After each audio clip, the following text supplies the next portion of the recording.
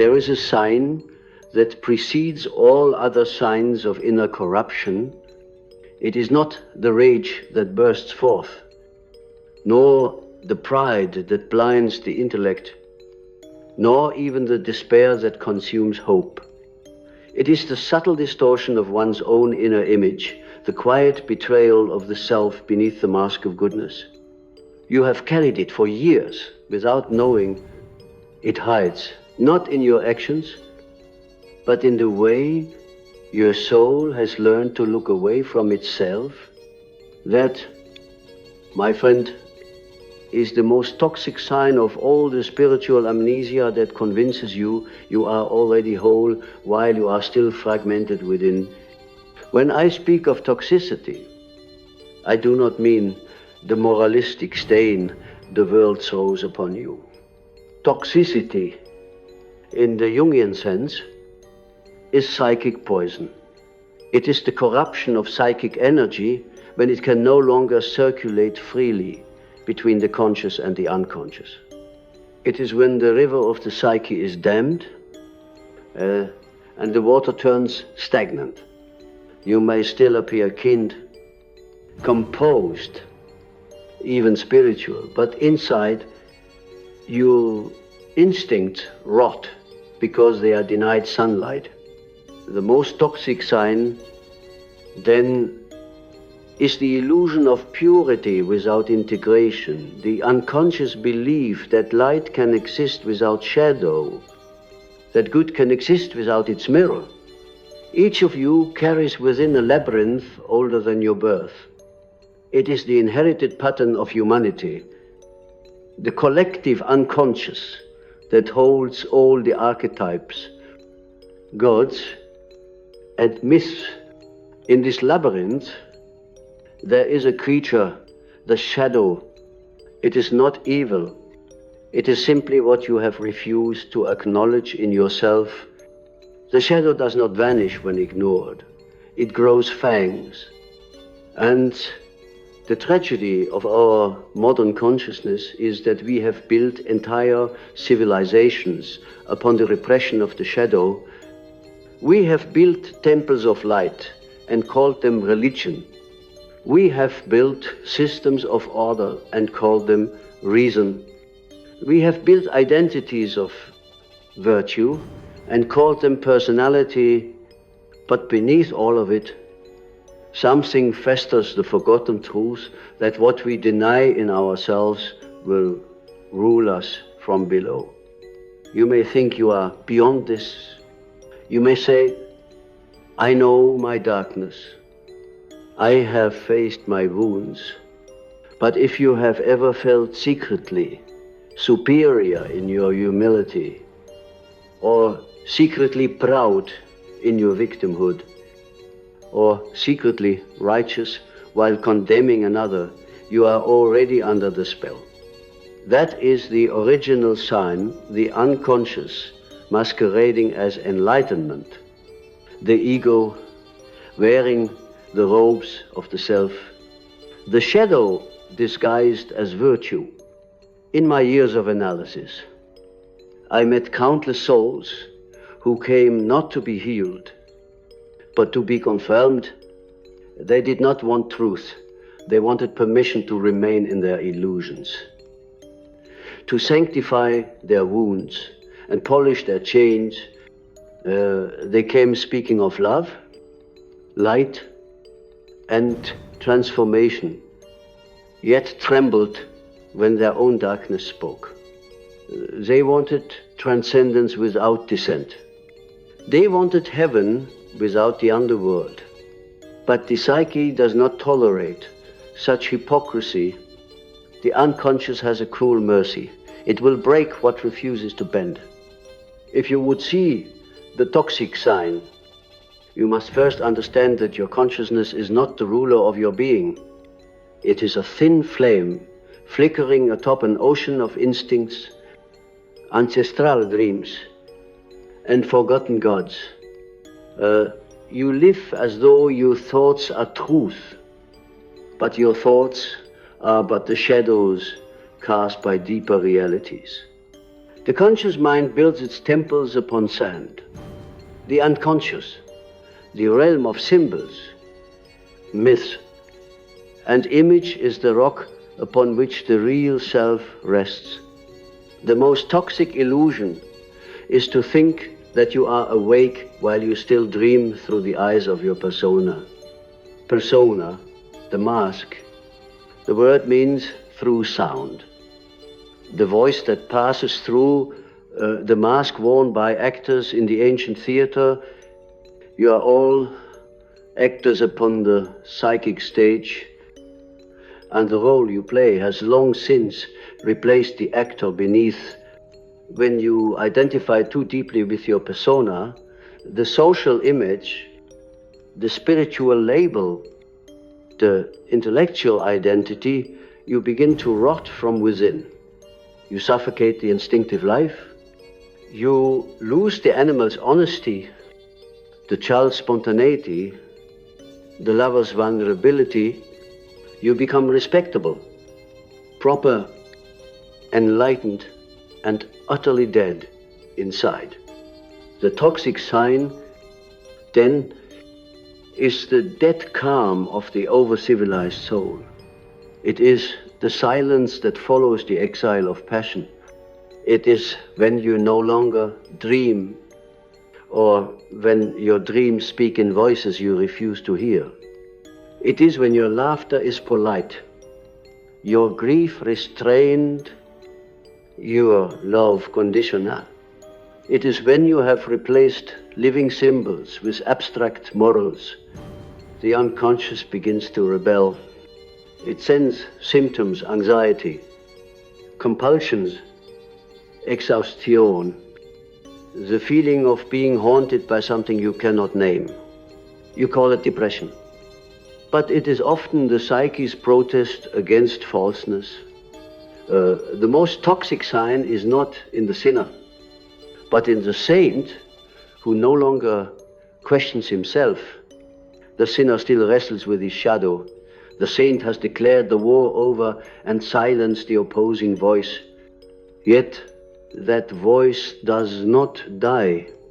It moves underground, possessing others, projecting itself into politics, relationships, religions. Humanity becomes possessed by its own unacknowledged content. Wars are fought not because men are evil, but because they refuse to recognize their own capacity for evil. That refusal, that blindness is the original toxin. Listen carefully. What you reject in yourself will return as fate. This is not metaphor. It is the law of psychic compensation. The unconscious balances what consciousness denies. If you repress your aggression, it will find expression through illness or misfortune. If you deny your desire, it will return through envy or obsession. If you reject your vulnerability, it will return as cruelty. And if you deny your darkness long enough, you will eventually meet it in the eyes of those you condemn. To notice the most toxic sign, you must first see the pattern. It begins with projection. The psyche, unable to integrate its rejected parts, casts them outward upon others. You begin to see narcissists everywhere, toxic people everywhere, evil energies everywhere. And yet, strangely, the common denominator in all your suffering remains you. The unconscious loves disguise. It hides behind the very thing you hate. Every person who triggers you carries a fragment of your own unintegrated content. To heal, you must withdraw the projection and face the unbearable truth that what you despise in others is often what you have refused to love in yourself. I once said, Everything that irritates us about others can lead us to an understanding of ourselves. This is not moral advice, it is psychological alchemy. The irritant is the seed of transformation. The moment you reclaim what you projected, the toxic energy becomes creative. The shadow, when embraced, becomes power. The wound, when faced, becomes wisdom. But when denied it, poisons. It seeps into your relationships, your spirituality, your dreams, your art. Consider the dream of a woman I once treated. She dreamt of a golden cathedral where angels sang her name, but beneath the altar there was a pit of serpents writhing in silence. She always awoke before seeing what lay below. The dream, like most, was an image of her soul. She lived in devotion to beauty and virtue, but beneath her altar of perfection, instincts writhed, repressed rage, jealousy, sexual désir.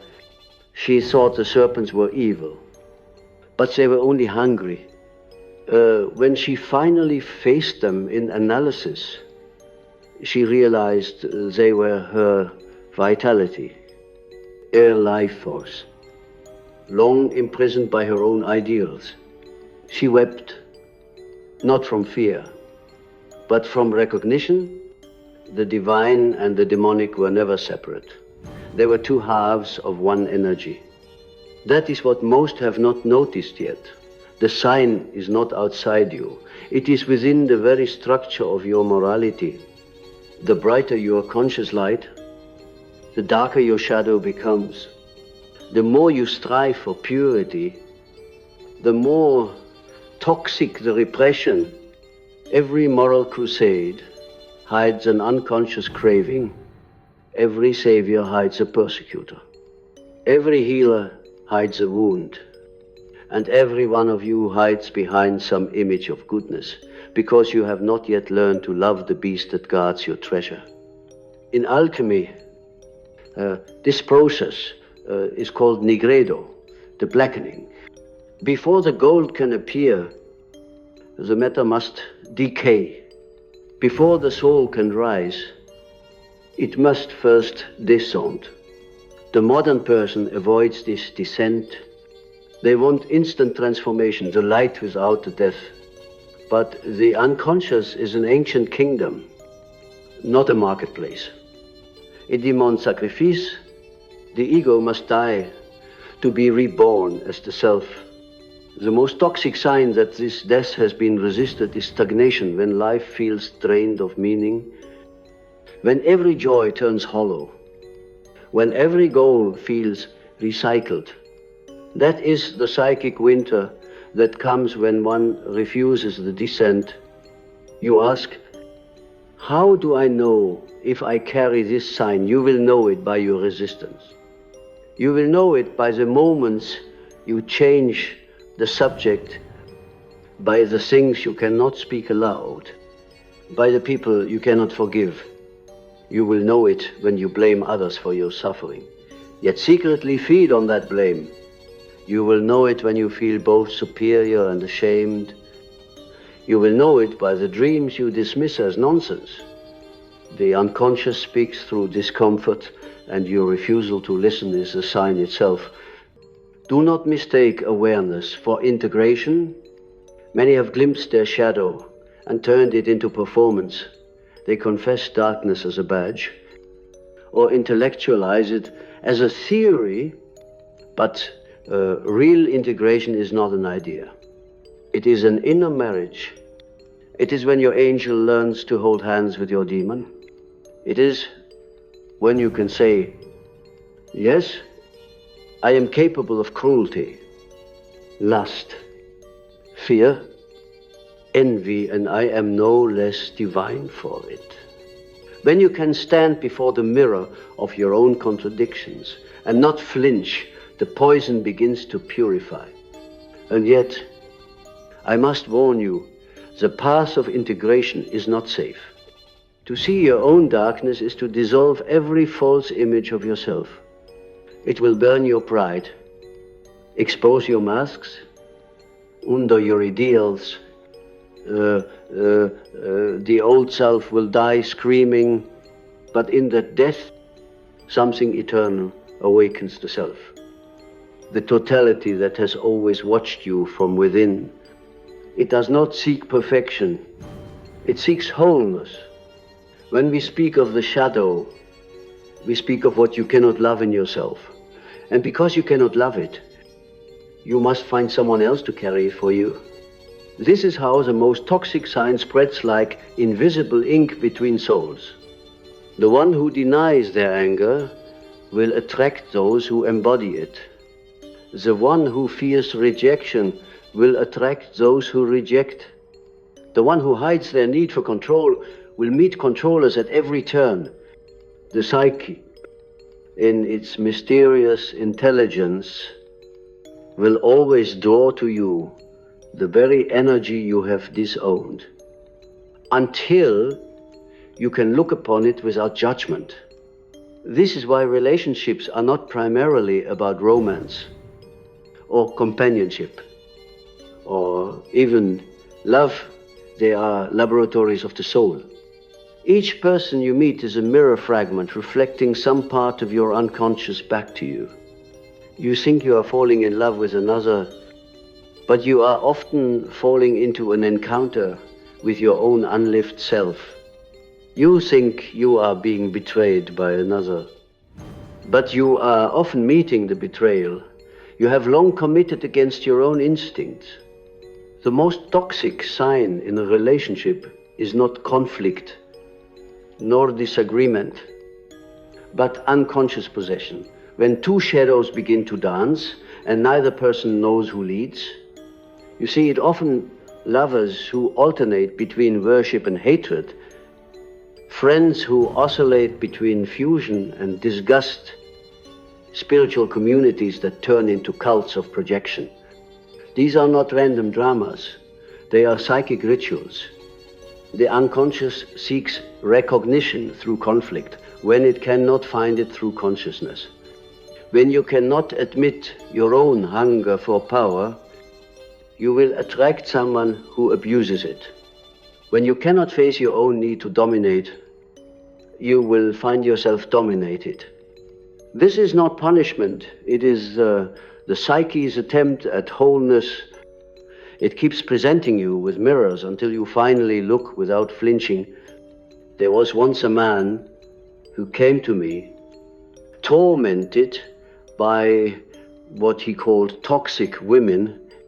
He had been betrayed, manipulated, humiliated, and in every story, he stood as the noble victim, but as he spoke, I heard the unconscious whisper, "Look closer."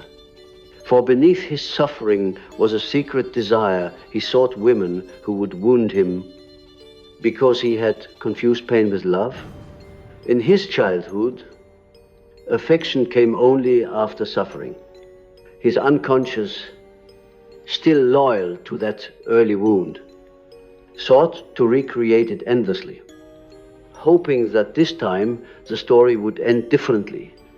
But until he saw that the poison was his own nostalgia for pain, no relationship could save him. This is a tragedy of the unexamined soul. It calls its patterns fate. The most toxic sign is when you stop questioning why your life keeps repeating itself. You tell yourself, this is just how people are, or I always attract the wrong ones, or I guess I'm cursed. In truth, you are not cursed. You are simply hypnotized by your own unconscious repetition. The psyche repeats what it does not understand, because understanding dissolves possession. Dreams are the purest expressions of this dynamic. Every night, The unconscious reveals what the waking ego refuses to see. The dream is not random. It is myth written in the secret language of symbol. The snake, the flood, the dark forest, the child to the stranger. All these are fragments of you seeking réunion. The toxic sign appears in dreams as stagnation when every dream feels circular. When you wander endlessly without transformation, when the same unresolved image returns again and again, the unconscious is saying, you are stuck. It repeats the symbol until you decode it. Once a woman dreamt she was trapped in a room of mirrors. Each mirror showed her smiling, perfect, divine, but one mirror in the corner was covered with a black veil. When she lifted it, she saw a version of herself with hollow eyes, trembling, clutching a wounded child. She awoke weeping, but also relieved. For the first time she understood the cause of her endless exhaustion. She had spent years maintaining the image of light, yet beneath that perfection lay an abandoned part of her psyche starving for acknowledgement. The mirror did not lie. It simply waited. What you refuse to integrate will haunt your dreams until you listen. The unconscious does not speak in words, it speaks in images, moods, synchronicities. It arranges the outer world to mirror your inner one. The argument you have, the illness you develop, is the accident you suffer. All may be symbolic communications. The ego resists this idea because it wants control, but the self, the totality of your being, is far wiser than your plans. It will use suffering as a language. If that is the only one you still understand, the most toxic sign, therefore, is spiritual deafness, the refusal to listen to your own soul. You scroll endlessly through noise, seeking meaning outside, while the sacred voice inside grows faint. You mistake stimulation for aliveness. You replace silence with information. But the soul does not shout. It whispers through unease. The anxiety you medicate may be the spirit's alarm. The depression you call chemical may be the death of a false identity. The burnout you blame on work may be the soul's protest against meaningless motion. To heal, you must turn inward, but not with sentimentality. True introspection is not self-pity. It is courage. It is the willingness to descend into your own contradictions and to find the God that hides within your wound. You will find that what you call toxic in yourself was never poison, it was power misdirected. Your rage, when purified, becomes boundary. Your envy, when understood, becomes inspiration. Your fear, when embraced, becomes instinct. The alchemist does not discard the lead, he transforms it. Yet the world does not encourage transformation.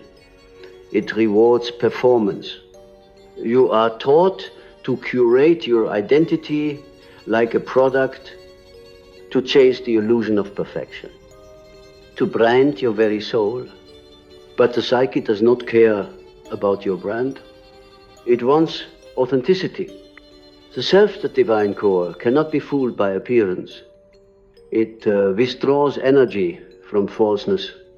You will feel this withdrawal as emptiness, disconnection, a a loss of joy, that is not punishment. It is a call, it is your deeper being saying, return. Return to what?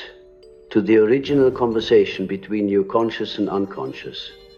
To the dialogue you abandoned when you became civilized. Do not seek to be perfect, seek to be whole. Wholeness means to contain opposites without judgment. It means to sit between your angel and your animal without fleeing either. The modern mind fears contradiction, yet the soul is born from it. The self is the union of what the ego divides. When I say the most toxic sign you haven't noticed yet, I am pointing to the unseen arrogance of separation, the belief that you are only your light, your thoughts, your virtue. This is the psychic pride that blinds even the most spiritual among you. It is the original sin of consciousness to mistake the part for the whole, to say I am good without also saying I am capable of evil, to say I am awake without knowing how much still sleeps in you. This inner division breeds outer chaos. You see it in culture, in politics, in religion. Everyone claiming purity while projecting darkness onto the other. Humanity is trapped in a collective shadow game, accusing, canceling, purging, and still wondering why the world grows colder. The collective psyche mirrors the individual one. Repression breeds violence. Until individuals learn to face their own poison, the world will continue to drink it. Do not imagine that enlightenment is a glowing ascent. Enlightenment is integration. It is to carry light into darkness, not to flee from it. The enlightened person is not one who has no shadow, but one who has made peace with it. They walk knowing their own darkness and are therefore less likely to inflict it on others. They no longer need to prove goodness because they have embraced totality. I remember a dream of my own that haunted me in early years. I stood in a cathedral whose ceiling reached beyond the stars. The floor was made of mirrors, and beneath it I saw faces, countless faces, screaming, laughing, weeping. I asked the voice beside me, "Who are they?" The voice said, "They are you." And as I watched, the faces began to rise through the floor, merging with my body, filling me with unbearable light and darkness together. I awoke trembling, but with the deepest knowing, I was not a man seeking God. I was the vessel through which God and shadow sought reunion. If you would live truthfully, you must allow this reunion within yourself. The path will not flatter you. It will strip you of every false certainty. It will demand humility, not the humility of inferiority, but the humility of complexity, to say, I do not fully know myself, and therefore I must remain curious. Curiosity is the antidote to toxicity. The toxic soul is rigid, convinced, self-righteous. The humble soul is fluid, ever transforming, aware that what it hates today may reveal what it loves tomorrow. The most toxic sign you haven't noticed yet is the moment you stop being a student of your own soul. When you think you have arrived, you have already begun to decay. The psyche thrives on movement, on dialogue, on the eternal dance between opposites. The day you declare yourself complete, The unconscious begins to rot beneath the stillness. Life withdraws, and all that remains is image, the ghost of meaning. You are not meant to be static light. You are meant to be fire consuming, transforming, rebirthing. Fire cannot exist without fuel. And your shadow is that fuel. Without it, your spirituality turns cold. Your intellect becomes arrogance. Your morality becomes judgment. The most toxic sign is the fear of your own fire. And yet beneath that fear is the invitation. Every descent into the unconscious, every confrontation with your own darkness, is an act of creation. You are the myth unfolding itself. You are both the hero and the monster, the saint and the sinner, the dreamer and the dream. The task is not to choose one over the other, but to remember you are both. The moment of true transformation begins not when you learn, but when you surrender. You have spent years analyzing, diagnosing, labeling your pain, yet the poison remains, because knowledge alone cannot dissolve what is unconscious. The intellect, proud as it is, cannot heal what it cannot feel. The next stage, the sacred one, is not understanding but dying, not physical death, but psychic death, the death of the old identity that has ruled you, the death of the false light that feared the dark. In every myth, this moment is the descent, the crossing of the threshold into the underworld. In Christianity, it is the crucifixion before resurrection. In alchemy, it is the nigredo, the black sun that burns without light. In dreams, it is the night without dawn.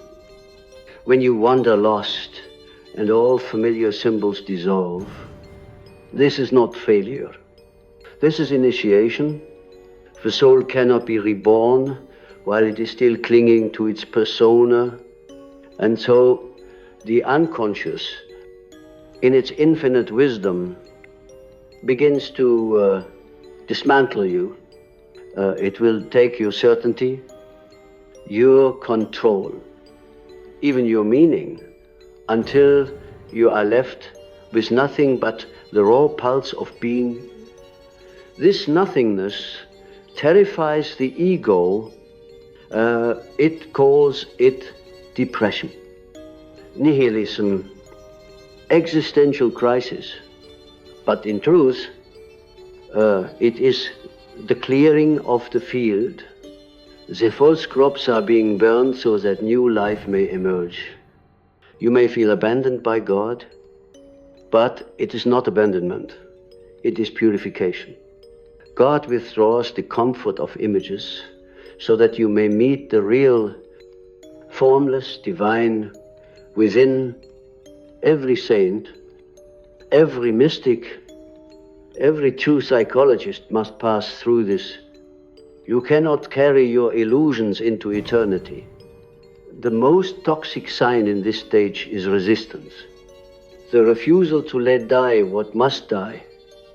The ego clings to its pain because it confuses suffering with identity.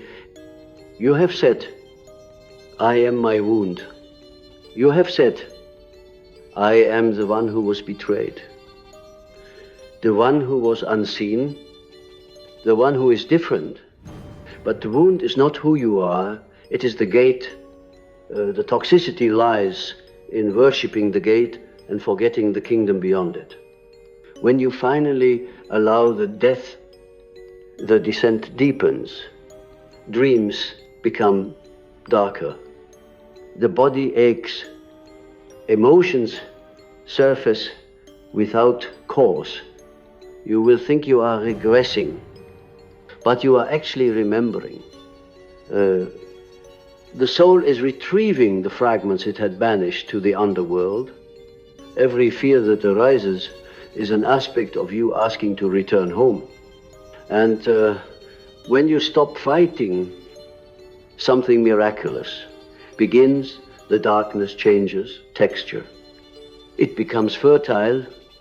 It begins to shimmer. This is the second stage of alchemy albedo. The whitening, not purity in the moral sense, but illumination from within the darkness. You begin to see patterns, to understand that your suffering was never random. Every betrayal was a mirror, every heartbreak a teacher, every loss a correction of path. You begin to forgive not because you are saintly, but because you see that there was never truly an enemy, only unconsciousness wearing many faces. In this light, even the most toxic energies reveal their purpose. Rage becomes courage, shame becomes humility, desire becomes creativity. The soul begins to spin gold from lead. You start to notice synchronicities, symbols crossing your path, numbers repeating, dreams echoing, waking life. These are not coincidences, they are the dialogue of the self. The universe begins to speak in your native tongue again. But beware, the ego can return disguised as enlightenment. It will say, I am healed now, I am awakened. And the cycle repeats. The most toxic sign hides even here, spiritual inflation. The ego steals the language of the self and declares itself divine. It begins to speak of love and unity while secretly separating itself once again. This is the serpent returning to Eden, whispering, you can be as gods. True wholeness is not arrogance. It is surrender to mystery. The more you know, the less you claim. Integration demands humility to remember that even the light casts a shadow. The self does not eliminate opposites. It reconciles them. The goal is not to destroy the ego, but to place it in service of something greater. The ego becomes the servant of the divine pattern within. You begin to live symbolically, not literally. You no longer ask, is this good or bad? But what is this teaching me about the totality of who I am? There comes a moment, often subtler, when the descent turns upward. You begin to rise not as who you were, but as who you truly are. This is the rubedo, the reddening, the stage of union, embodiment, divine marriage. You do not ascend out of the world, you return into it transformed. You bring the fire of consciousness into matter. You walk through the same streets, speak with the same people, yet everything vibrates differently. You see meaning woven through even the mundane. You realize heaven was never elsewhere, it was hidden in the ordinary, awaiting your seeing. At this stage, the toxic sign is transmuted into power. What once poisoned you now protects you. You no longer fear the shadow, you consult it. You no longer flee from conflict, you listen to it. The darkness no longer swallows your light because it has become part of it. You begin to radiate a strange peace, not the fragile calm of avoidance, but the grounded serenity of one who has walked through the abyss and returned whole. I have seen such transformation in those who dared the descent. There was a man once who dreamt of drowning. Every night he sank deeper, choking on black water. For months he resisted, praying for the dream to end. But one night, exhausted, he surrendered. He let himself sink, and at the bottom he found a door. Beyond it was a vast ocean of light. The dream never returned. He had stopped fighting life and discovered that beneath the terror was transcendence. That is the secret. The unconscious keeps from the unready. The dragon guarding the gold is not the enemy but the gatekeeper. And so, my friend, when knife begins to unravel, when you feel as though you are dissolving, remember, it is not punishment. It is alchemy. You are being melted so that your essence may be poured into a new form. The most toxic sign becomes the catalyst for rebirth. The poison, once seen, becomes medicine. This is why I have often said, one does not become enlightened by imagining figures of light, but by making the darkness conscious. The light you imagine is illusion. The light you integrate is real. But beware. Again, this is not a single event. It is an ongoing spiral. You will descend and rise many times. Each cycle will reveal deeper layers of shadow, subtler forms of pride, new disguises of the old poison. The work is endless because the psyche is infinite. Yet with each cycle, your consciousness expands, your compassion deepens, and your capacity for love grows vast enough to include even what once repulsed you. That truly is divinity, not escape, but embrace. The world today suffers from collective nigredo. We stand in the black sun, surrounded by chaos, polarization, despair. But this too is the soul's work on a global scale. The old structures are dying because they have become toxic with repression. Humanity, like the individual, must descend into its collective shadow before it can rise renewed. The wars, the divisions, the madness, they are symptoms of birth. And just as in the individual, resistance prolongs suffering. The cure is consciousness, but consciousness born of humility, not ideology. So I tell you, when you notice the most toxic sign in yourself, the self-righteous certainty, the subtle contempt for imperfection, the coldness of superiority, do not condemn it. Observe it as a scientist of the soul. Ask, what wound does this protect? What fear does this defend? And then descend, enter the image that arises. Dream it, draw it, speak with it. The psyche responds to attention like a neglected child. When seen, it softens. Soon you will discover that there was never a separate darkness. The shadow is simply unlived light. The poison was energy misdirected. The demon was an angel stripped of name. Integration means returning names to what was nameless.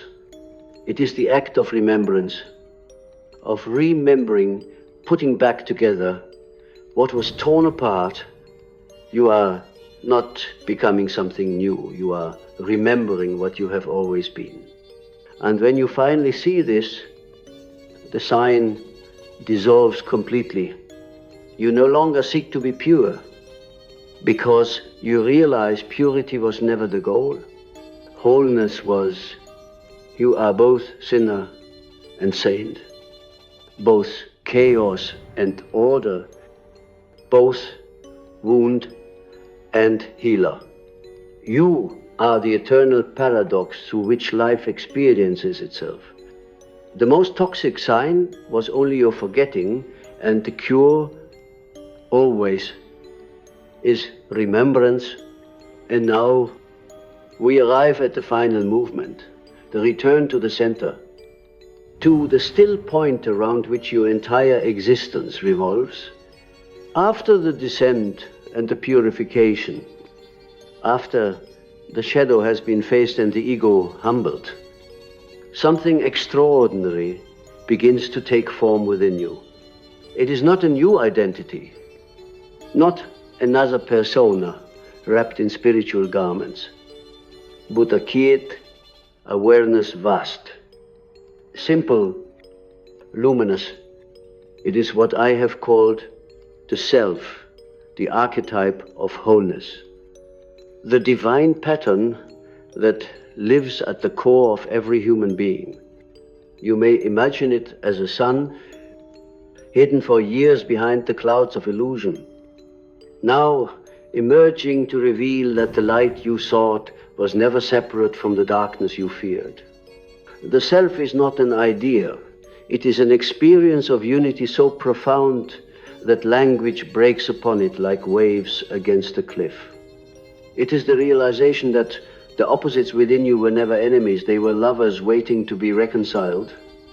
At this stage, the toxic residues of the psyche, the judgments, the projections, the guilt, the endless inner wars begin to dissolve in a higher order of meaning. You begin to see the pattern in your life, as if from above you see that every wound was a thread in a tapestry woven by a greater intelligence. The very thing you call toxic was the instrument that carved your consciousness into maturity. You no longer curse the darkness, you thank it. You no longer strive to escape the shadow, you bless it for revealing your light. In this realization, something astonishing occurs. You forgive yourself, truly forgive. Not in the sentimental way the ego performs, but as the self forgives by seeing that there was never anything to forgive. You understand that ignorance is not sin. It is part of the cosmic design. Every act of blindness, every toxic defense, every projection was necessary until consciousness could bear the truth. The poison becomes wisdom when seen through the eyes of love. When I speak of love, I do not mean the emotional attachment that humanity so often mistakes for it. Love, in its divine form, is the recognition of unity, the capacity to hold opposites without breaking.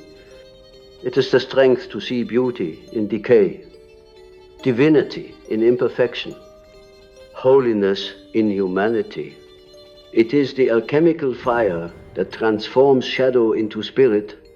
Without love, all psychological insight remains sterile. With love, even the darkest impulse becomes luminous. You will notice something subtle when this love takes root. Your perception shifts. You begin to see life not as a sequence of problems to solve, but as symbols to interpret. You live mythically, that is, you begin to perceive the divine pattern behind ordinary events. A delay, an illness, a chance meeting, all are messages, all are mirrors. You live as if the entire cosmos were conspiring for your awakening. And indeed, it is, for once consciousness begins to awaken, the universe arranges itself to meet you halfway. The most toxic sign, the inner division dissolve. When you remember this, for division cannot survive in the presence of meaning. Meaning is the bridge between opposites. It is gold produced when the conscious and unconscious finally converse without fear. The alchemists knew this long before psychology. They called it conjunctio, the sacred marriage. It is not the union of man and woman, but the union of spirit and matter, heaven and earth, consciousness and instinct. When this marriage occurs within you, life ceases to be a battlefield and becomes a dialogue between the seen and unseen. Do not imagine this state as static bliss. It is not an end, but a rhythm, expansion and contraction, death and rebirth, descent and ascent, endlessly repeating. The self is a living system. Its perfection lies not in stillness, but in eternal becoming. Even after illumination, new shadows will form, new opposites will emerge, new challenges will call you deeper. But now, you no longer resist. You have learned the sacred rhythm of transformation.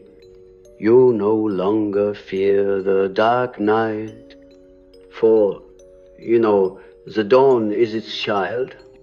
The mature soul lives in this paradox with grace. It no longer seeks to eliminate evil, but to understand it. It no longer tries to control life, but to cooperate with it. It no longer asks for certainty, but for clarity. It no longer prays for escape, but for endurance. In this humility, you become an instrument of something vast. You no longer live merely as an individual, you live as a vessel of the archetype, as a participant in the eternal unfolding of the cosmos. And yet, even here, a subtle temptation remains the desire to identify with the self, to say, I am enlightened, but remember, the self is not yours. You belong to it. It is the ocean. You are a wave. You cannot claim it. You can only surrender to its movement. The most toxic residue of all spiritual pride can still creep in, even at the summit. Therefore, the wise return to humility. They remember that the greater the light, the deeper the shadow it casts. In this humility lies freedom. You no longer need to prove anything. You no longer need to fix yourself, to justify your existence, to control how others perceive you. You begin to live from authenticity, spontaneous, uncalculated, real. You speak truth not to impress, but because it is natural. You love not to be loved, but because it is your essence. This is liberation, not escape from the human condition, but full participation in it, without contamination. The true sage is not the one who lives above the world, but the one who lives through it with transparent soul. They walk through the marketplace with the same reverence as through a temple. They see God in laughter and in tears, in the rising and the falling, in the sinner and the saint alike. They know that all is a play of the self, with itself, the eternal dream of consciousness awakening to its own image. And now, if you ask me, how do I live with this awareness? How do I remain whole in a world that thrives on fragmentation? I will tell you this. Do not cling to wholeness. Dance with it. Let yourself break and mend again. Let each fall teach you grace, and each ascent teach you gratitude. The self does not demand perfection. It delights in process. The universe evolves through your mistakes as much as through your triumphs. Every morning, when you awaken, remember that you are not starting anew, you are continuing the dialogue between heaven and earth through your own breath. Each day is a ritual. When you feel joy, let it teach you expansion. When you feel pain, let it teach you depth.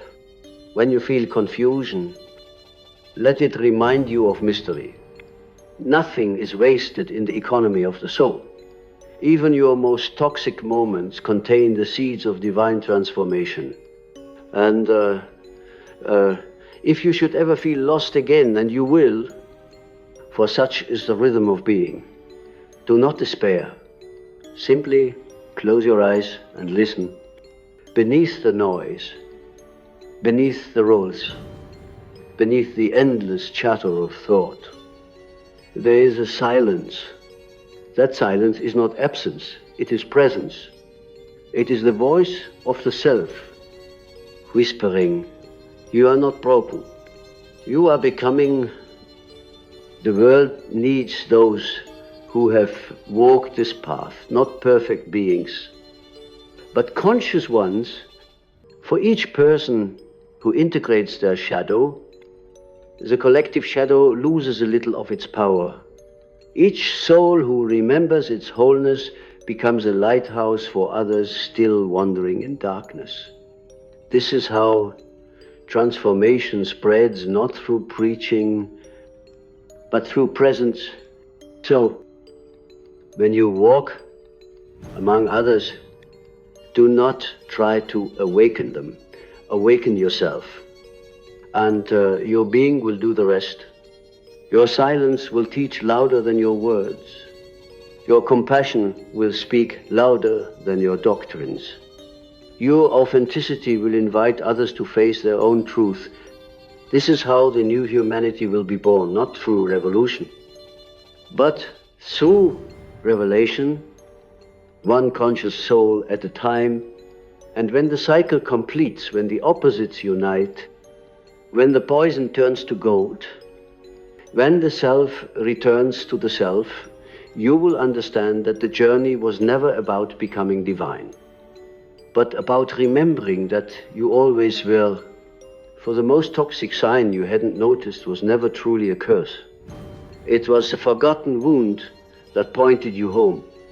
And when at last you stand in the quiet radiance of your own being, you will see that the darkness was only light you had not yet learned to see.